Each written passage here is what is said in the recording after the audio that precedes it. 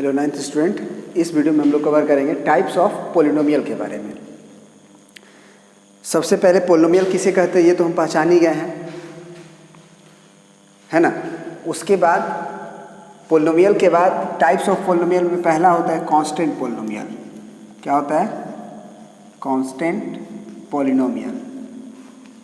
जैसा कि नाम से ही क्लियर है कि जो भी जिसमें डिग्री जो है वो कह सकते हैं कि जीरो होता है। डिग्री क्या होता है? जीरो होता है। जैसे कांस्टेंट पोलिनोमियल में जैसे 5 हो गया, 7 हो गया, 8 हो गया, चाहे √2 हो गया, है ना, चाहे 1/2 हो गया, चाहे -1/√2 हो गया, ये सब कांस्टेंट पोलिनोमियल कहलाते हैं। जितने भी कांस्टेंट नंबर हैं उसे जीरो कांस्टेंट पोलिनोमियल कहते हैं। जीरो भी एक कांस्टेंट पोलिनोमियल है, ठीक है ना। और अगर इसकी डिग्री की बात की जाए तो जो 5 है उसको हम 5 इंटू क्या लिख सकते हैं? 5 को हम लिख सकते हैं 5 इंटू 1, तो 5 इंटू 1 को लिख सकते हैं x का पावर 0। तो इसका डिग्री कितना है? 1 है, सॉरी 0 है, क्योंकि x का जो पावर है वो 0 है। फिर 7 हो गया इसी तरह से, तो इसको 7 इंटू 1 लिखा जा सकता है, तो 7 into x to the power 0, तो इसका भी डिग्री 1 है, ठीक है। कोई भी हो √2 हो उसको भी हम लोग √2 इंटू x का पावर 0 लिख सकते हैं। तो इस तरह से ये हुआ।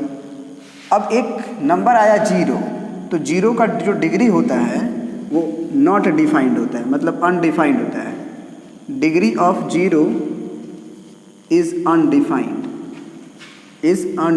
मतलब डिफाइंड नहीं होता है। क्यों नहीं डिफाइंड होता है? देखो कैसे। तुम 0 को 0 इंटू x का पावर 0 भी लिख सकते हो, तो भी वो 0 ही रहेगा, है कि नहीं। 0 बराबर 0 इंटू x का पावर 0 लिखो तो भी 0 ही रहेगा। चाहे इसी 0 को 0 इंटू x का पावर 1 भी लिखो तो भी 0 ही रहेगा। चाहे 0 इंटू x का पावर 2 लिखो तो भी वो 0 ही हो जाएगा। तो इसका मतलब अगर हम इस तरह से लिख सकते हैं तब तो डिग्री इस केस में 0 आएगा, इस केस में 1 आएगा, इस केस में 2 आएगा, इस केस में 3 आएगा, एंड सो ऑन, इस केस में n आएगा। अगर 0 इंटू x का पावर n कर दे तो, है कि नहीं। तो इसका मतलब डिग्री जो है फिक्स नहीं है, जबकि कोई भी पोलिनोमियल होता है उसका डिग्री फिक्स होती है। तो डिग्री अगर फिक्स नहीं है, वेरी कर रही है, तो हम कहेंगे कि डिफाइंड नहीं किया जा सकता है कि इसका एक्चुअल फिक्स डिग्री क्या होगा। तो इसीलिए 0 जो पोलिनोमियल होता है उसका डिग्री डिफाइंड नहीं होता है। ये एक नंबर में क्वेश्चन भी होता है कि 0 एक पोलिनोमियल है, उसका डिग्री क्या है। तो उसमें 4 ऑप्शन दिया रहेगा, 1 होता है, 0 होता है, नॉट डिफाइंड होता है, या कुछ और होता है। तो आपको उसमें क्या करना होगा? अनडिफाइंड। जबकि कांस्टेंट पोलिनोमियल जो है 0 को छोड़ के है, उसका डिग्री हमेशा 0 होगा, क्योंकि आप 5 को x का पावर 2 नहीं लिख सकते हो, चाहे 5 इंटू x का पावर 1 नहीं लिख सकते हो, क्योंकि ये फिर 5x बन जाएगा या 5x² बन जाएगा। तो ये फिर क्वाड्रेटिक पोलिनोमियल के नाम से जाना जाता है। तो आई होप कि आप कांस्टेंट पोलिनोमियल समझ गए होंगे, ठीक है। तो कांस्टेंट पोलिनोमियल का मतलब क्या कह सकते हैं कि नंबर्स जितने हैं, रियल नंबर्स, उसे हम लोग कांस्टेंट पोलिनोमियल कहते हैं। उसमें 0 भी एक कांस्टेंट पोलिनोमियल है, बशर्ते कि 0 को छोड़ के जो कांस्टेंट नंबर होते हैं उसका डिग्री तो डिफाइंड होता है, और डिग्री होता है 0, डिग्री होता है 0, जबकि 0 एक पोलिनोमियल है जिसका डिग्री अनडिफाइंड होता है, ठीक है। अब आते हैं हम लोग दूसरे टाइप के पोलिनोमियल पे, दूसरा, और वो दूसरा है हमारा लीनियर पोलिनोमियल। जैसा कि नाम से ही क्लियर है, लीनियर पोलिनोमियल। आप खुद सोचिए कि इसका क्या होना चाहिए डेफिनेशन, या फिर क्या मतलब होना चाहिए, ज़रा सोचिए आप। देखिए, लीनियर पोलिनोमियल जो है उसमें जो वेरिएबल है उसका पावर 1 होना चाहिए, यानी कि डिग्री कह सकते हैं कि डिग्री क्या होना चाहिए? 1 होना चाहिए। जैसे कि 2x + 3 हो गया, इसमें x का पावर 1 है, या √5x + 7 हो गया, है ना, या -1/2x + √3 हो गया। हम बोले थे कि पोलिनोमियल उसे कहते हैं जब x का पावर या y का पावर, जैसे 2y + 3 है, या 2t + 8 है ना, या -1/2t प्लस k है, k नहीं रखो बल्कि k भी रखोगे तो बस ये क्या कहलाएगा कि पोलिनोमियल इन 2 वेरिएबल, बस, है ना।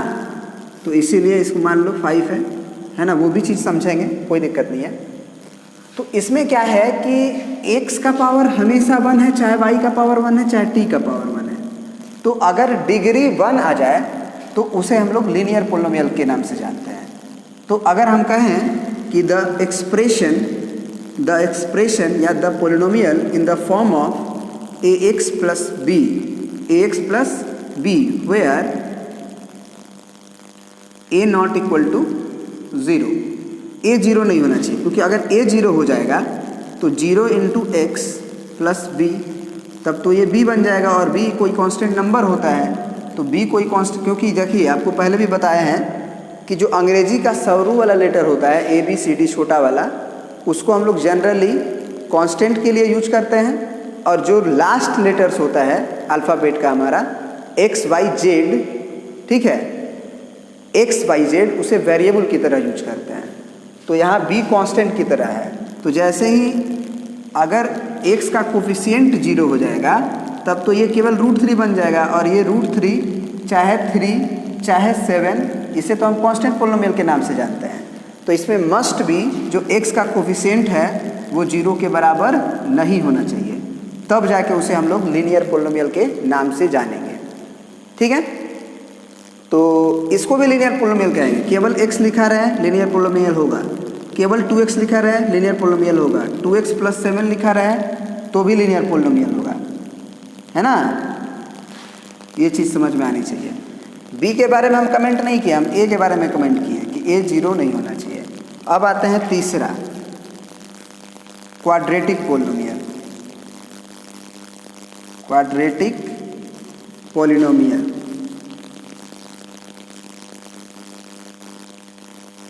तो क्वाड्रेटिक पोलिनोमियल जो होता है उस पोलिनोमियल को कहते हैं जिसमें कि ऐसा पोलिनोमियल हो जिसका डिग्री 2 हो, जिसका डिग्री 2 हो।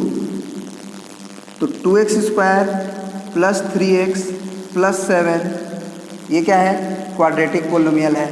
या फिर केवल अगर हम लिख दें 2x² + 7, ये भी क्वाड्रेटिक पोलिनोमियल है। या फिर हम केवल 2x² + x लिख दें, ये भी क्वाड्रेटिक पोलिनोमियल है। या केवल 3x² लिख दें, ये भी क्वाड्रेटिक पोलिनोमियल है।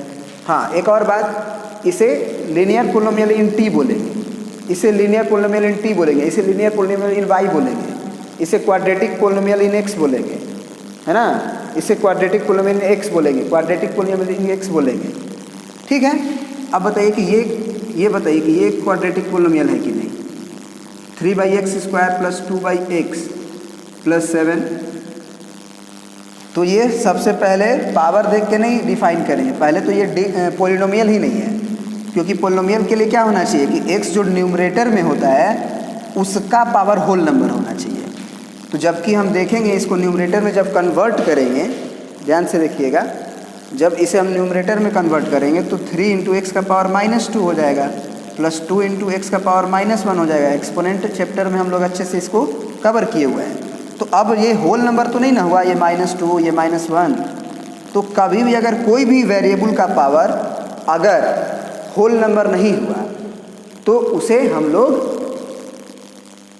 पोलिनोमियल ही नहीं कहते हैं। तो जब पोलिनोमियल ही नहीं हुआ तो फिर क्वेश्चन ही नहीं उठ रहा है कि वो क्वाड्रेटिक होगा या नहीं होगा। तो इस बात का ध्यान देंगे, ठीक है। अब ये भी क्वाड्रेटिक पोलिनोमियल ही है, 2y² + 7y + 8, ये भी क्वाड्रेटिक पोलिनोमियल है। 2t² + 7, ये भी क्वाड्रेटिक पोलिनोमियल है। 2z², ये भी क्वाड्रेटिक पोलिनोमियल है। बस ये क्वाड्रेटिक पोलिनोमियल इन y है, ये क्वाड्रेटिक पोलिनोमियल इन t है, ये क्वाड्रेटिक पोलिनोमियल इन z है, ठीक है। अब आता है तुम्हारा, तीसरा हो चुका है, अब आता है चौथा, और चौथा है तुम्हारा क्यूबिक पोलिनोमियल। देखते हैं आप क्यूबिक पोलिनोमियल किसे कहते हैं।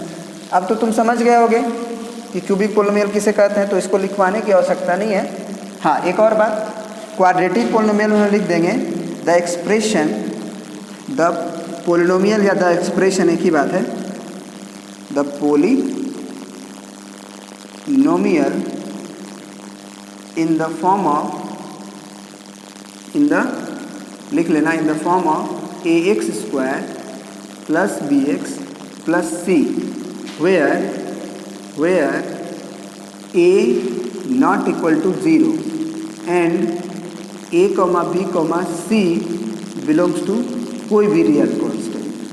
बस ए 0 नहीं होना चाहिए, क्योंकि ए 0 हो जाएगा तो ये क्वाड्रेटिक टर्म खत्म हो जाएगा, तब इसका नाम लीनियर पोलिनोमियल कहलाने लगेगा। हाँ, बी 0 हो सकता है तो ए एक्स स्क्वायर प्लस सी कहते ही हैं क्वाड्रेटिक, सी भी 0 हो सकता है तो ए एक्स स्क्वायर, बस ए 0 नहीं होना चाहिए। तो ये डेफिनेशन लिख सकते हो। ठीक है, तो अब आ गया क्वाड्रेटिक के बाद हमारा क्या आता है अब क्यूबिक पोलिनोमियल और बाई क्वाड्रेटिक पोलिनोमियल। तो अब तो भैया आसान है, अब तो ज़्यादा लिखवाने की आवश्यकता नहीं है, डायरेक्ट कवर कर लेते हैं। नाम बस है, क्यूबिक पोलिनोमियल किसे कहते हैं?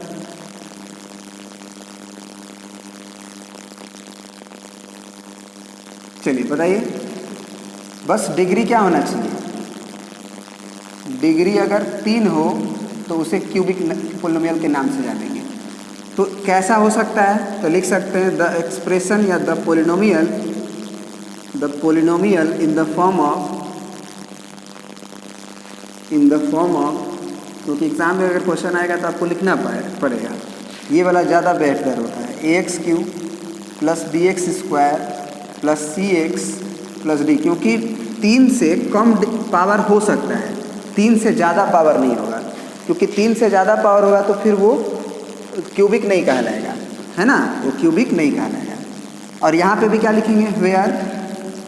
Where a must be not equal to 0 and a comma b comma c comma d belongs to any real constant, कोई भी रियल नंबर हो सकता है। तो अब ज़रा सोचो, बी सी डी के बारे में हम कमेंट नहीं किए हैं, तो बी 0 हो सकता है, सी 0 हो सकता है, डी 0 हो सकता है। तो एग्जाम्पल पे ले लो, जैसे 2x cube plus 7x square plus 8x plus 7, ये क्यूबिक पोलिनोमियल है ना। 2x cube plus 8x plus 7, ये भी क्यूबिक पोलिनोमियल है। समझ रहे हो बात? या फिर अगर हम बोले तुमसे कि केवल अगर हम 2x क्यूब लिख दें या 2t क्यूब लिख दें या 2t क्यूब प्लस 7t लिख दें, तो ये सब भी क्यूबिक पोलिनोमियल होगा। हाँ, अब देखो कभी कभी क्या होता है कि इसमें ऐसे दिया रहता है 2y square plus 3z cube plus 7y, ऐसे करके इस पोलिनोमियल को क्या नाम देंगे? तो इसे हम लोग 3 देंगे नाम, क्यूबिक पोलिनोमियल के नाम से जानेंगे। और इन वेरिएबल 2, बस ये कहलाएगा पोलिनोमियल इन वेरिएबल 2, 2 वेरिएबल हो गया, y भी और z भी, है ना, बस यही फ़र्क होगा। लेकिन ये नहीं कि ये y के डिग्री जो मैक्सिमम होता है उसी के ना पावर से उसका नाम डिसाइड हो जाता है। चलिए, फिर एक होता है बाई क्वाड्रेटिक पोलिनोमियल। तो नाम से भी क्लियर है कि अगर बाई क्वाड्रेटिक पोलिनोमियल है तो क्वाड्रेटिक का और दुगना, तो क्वाड्रेटिक में पावर 2 होता है, तो बाई क्वाड्रेटिक में क्या होगा? चौथा हम पढ़ने जा रहे हैं बाई क्वाड्रेटिक। ठीक है, तो बाई क्वाड्रेटिक में क्या होगा कि जो पावर होगा x का वो 4 होगा, मतलब कि the equation in the form of, equation नहीं, the polynomial in the form of x का power 4 plus b x cube plus c x square plus d x plus e, जहाँ पे a must be not equal to 0, तो इसे by quadratic के नाम से जानते हैं, या 4 डिग्री पोलिनोमियल के भी नाम से जानते हैं, 4 डिग्री पोलिनोमियल। देखिए, इतना तक तो आपका नाम याद रखना है, constant polynomial, linear polynomial, quadratic polynomial, cubic polynomial, by quadratic polynomial. उसके बाद मान लीजिए आपको 5 डिग्री इक्वेशन नज़र आने लगे, 5 ऐसे करके, तो अब इसके लिए अब नाम कुछ नहीं है, बस इसको बोलेंगे 5 डिग्री पोलिनोमियल। ठीक है, 5 डिग्री पोलिनोमियल। फिर अगर मान लीजिए आपको इक्वेशन 6 पे मिलने लगे, x का पावर है ना कुछ भी 2x का पावर 6 प्लस 7x का पावर 5 प्लस 8, तो इसमें हम लोग बोलेंगे 6 डिग्री पोलिनोमियल। तो इसके बाद अब बस डिग्री लगाते जाइए, 6 degree polynomial, 7 degree polynomial, 8 degree polynomial and so on. ठीक है, तो ये आपको बस एक ब्रीफ इंट्रोडक्शन हुआ टाइप्स ऑफ पोलिनोमियल को जानने में। अब उसी पोलिनोमियल में अगर 2 वेरिएबल है तो उसे पोलिनोमियल इन 2 वेरिएबल बोलेंगे, लेकिन जो मैक्सिमम पावर होगा उसी से उसका डिग्री डिफाइंड होगा। ठीक है ना। तो चलिए अब टाइप्स ऑफ पोलिनोमियल पढ़ने के बाद कुछ क्वेश्चंस हम लोग कर लेते हैं ताकि क्लैरिटी आ जाए।